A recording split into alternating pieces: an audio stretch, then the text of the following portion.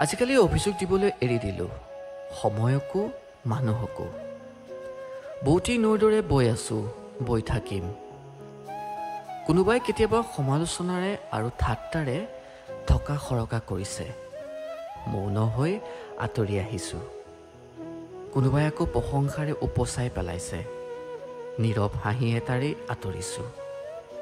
কোনোবা আঁতৰি গৈছে, স্মৃতিক আঁকোৱালি যাবলৈ দিছোঁ।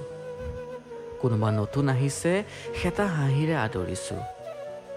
কোনোবাই ঘৃণাৰ কলা চাই মুখত সানি দিছে, প্ৰতিবাদ নকৰি পানীৰে ধুই পেলাইছোঁ। কোনোবাই ভালপোৱাৰ ৰঙা ৰং ছটিয়াই দিছে, সেয়াও পাছতেই মচি দিছোঁ। একো ভাল লগা বা বেয়া লগাই চুব নোৱাৰাকৈ অদৃশ্য হৈ পৰিছোঁ। সকলো বেয়াই হ'ব বুলি ভাবি নিৰাশা অনা নাই, কিন্তু কিবা ভাল হ'ব বুলি আশাও ৰখা নাই।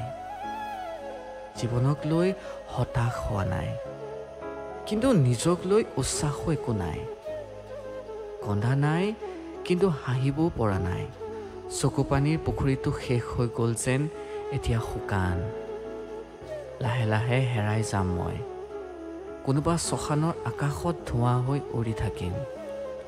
সময়ে পাহৰাব সকলোকে, এতিয়া মাত্ৰ গৈ আছোঁ, সময়ৰ ঠেলাত নৈৰ দৰে বৈ আছোঁ। কেতিয়াবা খুব বেছি বুকুৰ বিষটো উক দিলে হেৰুদাৰ কবিতাৰ শাৰীকেইটা আওৰাইছোঁ। কাৰ ইমান গৰজ যে মোক ৰ'দ আনি দিব, আৰু মইনো কাৰ কি